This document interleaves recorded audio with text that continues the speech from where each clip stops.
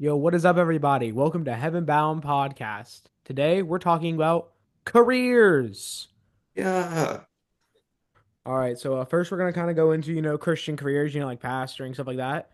Then, we're going to go into how you can make a difference, even if you're not being in a Christian career, like you're in a career that anyone would join. And then Like a finally, lawyer. we're going to talk about using your gifts for your future career. All right, so let's start off with Christian careers, right? So let's just get the big one out of the way. The big one, pastor, right? Yeah. So I feel like being a pastor is like one of the highest callings someone can have, right? Yeah, of course, of I course. mean, you are like, the shepherd, right? You're like the shepherd to all those sheep that are your congregation.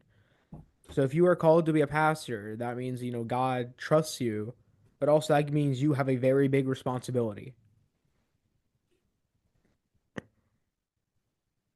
What is that?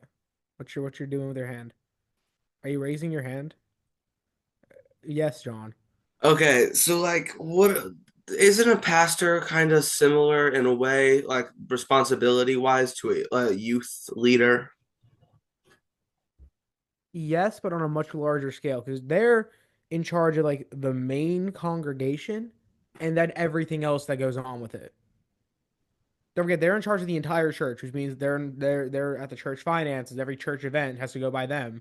They are the head of the church, basically. Well, no, Jesus, God's the head of the church, but they are the head of the physical church, like that church.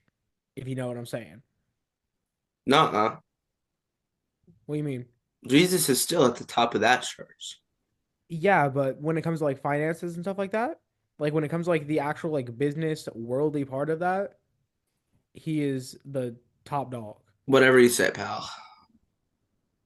Well, no, because like I mean, he's the one that like signs all the stuff, so he is like the head of that physical church. But Jesus is the head of the church, which means he's the head of all churches.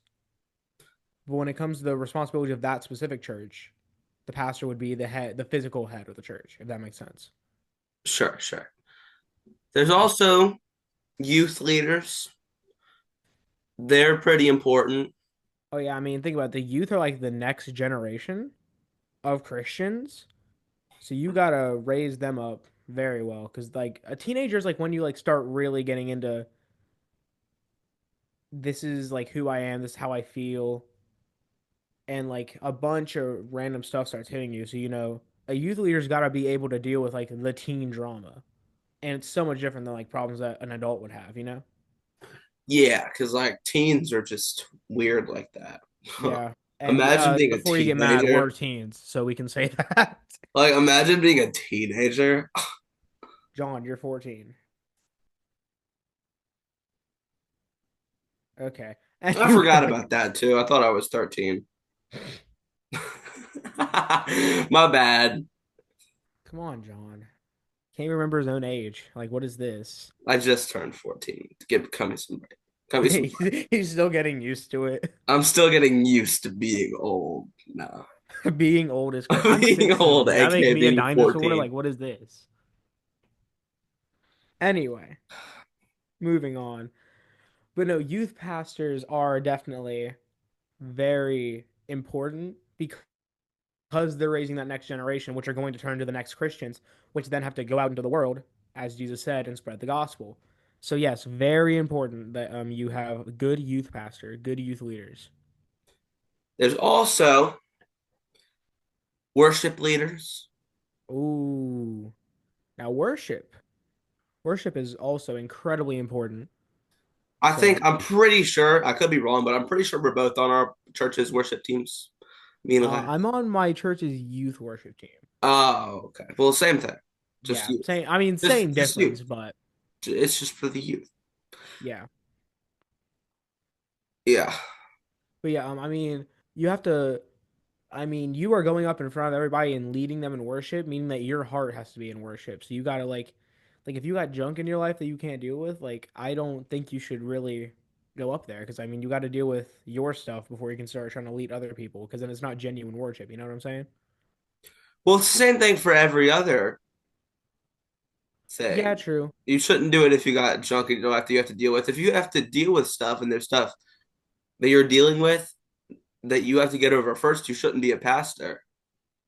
Well, okay, don't say you shouldn't be because pastors still struggle. Yeah, but like if there's junk in your life and like severe, Well, yeah, but I mean I'm not talking about that. I'm talking about going through things. oh, So I just think like if you're like going through something, like that's the same with everything, but just to mention it, with that big of a responsibility, it's you got to be careful when you go up there and when you don't because you're uh, you're responsible for leading them in worship. That's your responsibility in the church. It's as Romans 12:4 through 5 say, we are all many parts of the body of Christ, and just like our bodies have many parts which have special functions, the church of Christ, the body, they are all parts of one body, so they all have special functions. And the functions of the pastor is kind of looking over everything and protecting his sheep. The youth pastor raising the next generation up, the worship pastor leading everyone in worship. And there's also just a bunch of small jobs in the church that people don't even think about, like the financial advisor. Who's ever thought about the financial advisor of the church by raise of hands? well, you just did right now, so Well, I guess yeah, raise my hand. But no, like and you just there's a made lot of everybody else think about it. So, think about the tech guy.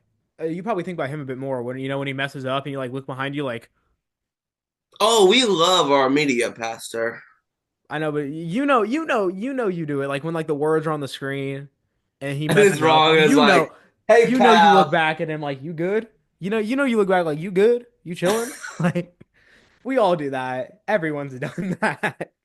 we love the tech guy though. Tech guy's Oh great, yeah, no, the tech guy is always so chill. right? I've never met a not chill tech guy. I know he's always just like the most chill guy at the church.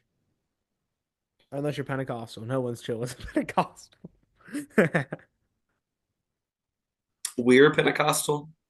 Yeah, and are we chill? Good point. Just a good point. Good point. Maybe you're right. But no. Um, Um.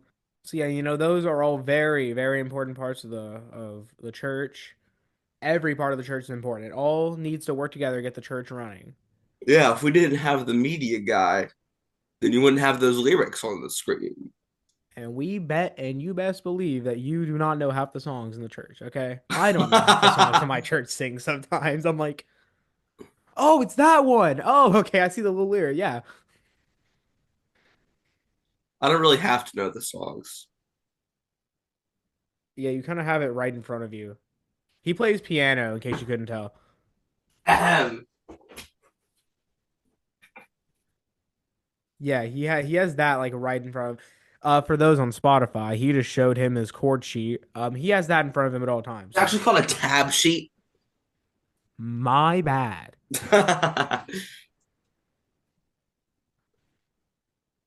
But yeah, so there's a lot of Christian jobs, specifically in the church, but I mean there's some that are outside of the church, like their evangelism is still very much a thing. If you feel like if you feel called to be like a pastoral type role, like a preacher type role, but you don't feel called to necessarily be a pastor, evangelism is still a thing. You preach from different church, you go to different churches and you preach. You can still make big impacts in someone's life by doing that. So that's absolutely an important job. And there is just so many more jobs. Like you think you don't like childcare. There we go, childcare. Someone's got to go take care of the little babies. That's an important job. You're ministering to them. I mean they're little kids, but I mean they're still a younger generation that's going to grow up into the teens, and then the teens got to prepare them to go to the young adults, and then it's just a cycle, right? Yeah, like the little ones. when I was little, probably when I was like, they started it at like 4 when you started like reading the Bible and doing that kind of stuff. But before that, when you're a little baby, I don't even know if I could read it for, to be honest with you. well, we were read to Oh us. yeah, red too. Yeah, that makes a lot more sense. I'm like, dang, John, you were smart. You could read it Well, for. I could read at 4. I don't remember if I could or not. I was very ahead of people when I was younger. But anyways, I mean, I couldn't read like at a 12th grade level like I Really? do I now. was gonna hand you a algebra book and say, read this to me. You can an algebra book isn't even reading, Elias. It's I math. mean, it still has more letters than numbers. You're gonna hand me like I'll hand you like Shakespeare, be like, tell me what this means. I'll have Romeo, you proofread there my art English paper. thou. No. We ought thou. Woe is art thou. Anyway, to be or not to be? That is the question. Who's to be? The TV streaming website. No, not. Anyway, moving on. That's to be continued. uh, yeah, we're continuing it right now. Continuing it right now. Okay. Right now. Okay. So I think it's a good point to like kind of segue into what about people who don't feel called to be in a church or Christian-esque job? Then you follow your heart and go be a lawyer. Well, no, you follow God first. Only if your heart aligns with what God says and what the Bible says. Well, hopefully your heart aligns with God. But the Bible does say your heart is deceitful, so We'll follow God and go be a follow lawyer. God. Just follow God. That's okay. This is where we're gonna end, right? No kidding. But I mean that's just the ultimate advice for anything, really. Everything just devolves from follow God.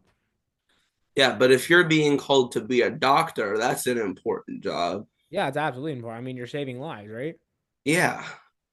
And But in the you know, meantime, you can be in the middle of a surgery and be like, hey, by the way, have you met Jesus Christ as you're like sewing his have you stuff? ever read Romans? Have you ever been Roman as you're like messing with the dude's heart? Yeah. You're looking at the guy next to you, like, hey, ever read a Roman? But no, I mean, think about it. You meet your patients, you go talk to your patients, you hear they're having a rough time, just suggest them a Bible verse. That's a difference you can make right there. You, no matter what job you're in, don't feel like you have to pick a job that God is in, bring God into your job. Quote that. Someone quote that. Don't you go. Wait, what did you say? I said, I said, don't try to find a job that has God. Put God into any job. Don't you go try find a job that has God, go put God in your job. Exactly. Only you can put God in your job. But no, whatever job you take, and for me and John specifically, we definitely relate to people who are going into media and entertainment type stuff because we're both singers and somewhat actors. I think I'm more of an actor than a singer, and I'm not a great actor. I think I'm more of a singer than an actor, and I'm Whoa. what? I never would have thought. Yeah, it's not like we're planning to release a whole cover when we hit 50 subscribers. Subtle plug. I Oh gosh, even I cringed at that. I'm not even gonna lie with you. But anyway, no, but so there's a bunch of there is a bunch of Christian singers and there's a bunch of Christian actors. There's a bunch of Christian things. But like especially singers, they sing about God. That's kind of they're like YouTube leaders, but on like a worldwide level, if that makes sense. Yeah. But Who's gonna write the songs we play in worship? exactly. But no, like actors and stuff like that. Now they gotta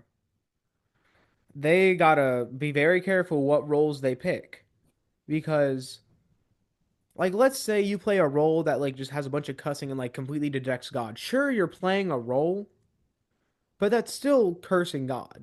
That's still words coming out of your mouth, and your words have power. So you gotta be extremely careful, like if you want to become an actor, what roles you take, because they do have an impact. And I don't know where John is going. Oh, he's back. Oh, I thought you were gonna like say something. I thought you were like going to get something. Okay, so John has left for a second. So I guess I'm just gonna yap for a little bit. But no, as an if you want to be an actor or go into some kind of entertainment like that, make sure that you just as much as you find God in your job, you find God in your role as well. That's kind of oh look, John's back. But that's kind of the point I'm trying to make. Whatever you do, whatever career you go into, whether it's something you work with your hands, whether it's like an entertainment job, whether it's an office job, that gives you a platform. And that platform can be used to spread the gospel. And if it can be used to spread the gospel, use it. Right, John? Right, that's exactly right. I wasn't here for most of that, but I'm going to say that's exactly right because I trust that you said the exactly right thing. Thank you, John. Thank you for trusting me. So now let's segue into how your gifts correlate with your job.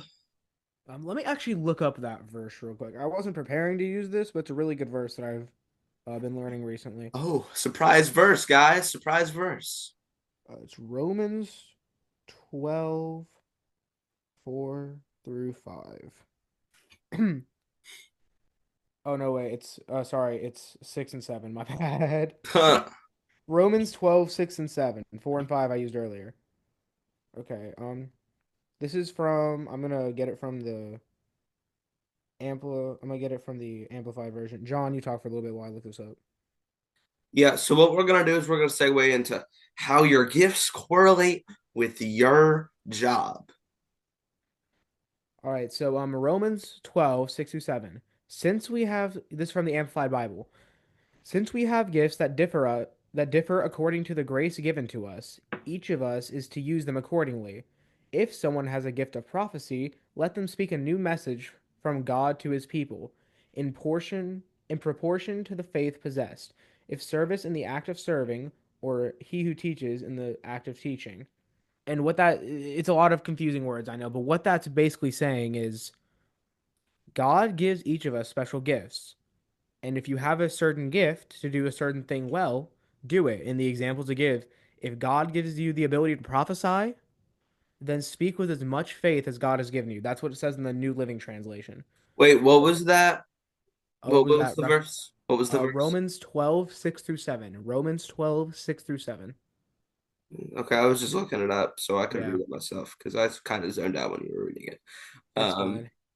But no. Basically, it's telling you God has given you certain gifts and certain talents to do certain things very well. Everyone has, I mean, it says everyone, it says every one of us. So everyone has a gift, right? Some people might not realize what that gift is, but you do have a gift. you do have a gift. You are You good have a gift. something. I can almost no I can't almost. It says in the Bible, so I can guarantee it. Has You have a anybody ever gift. told you that you're good at something?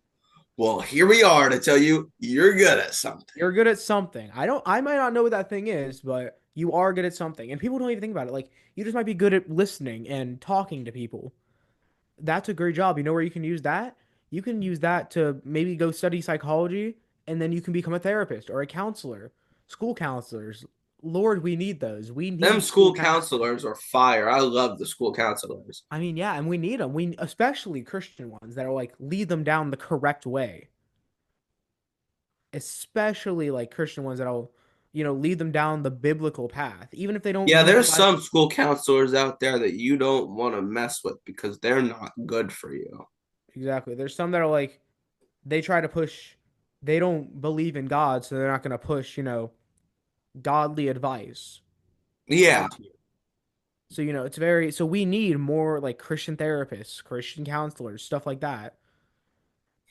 that can both know the psychology part of it and also know the spiritual part of it.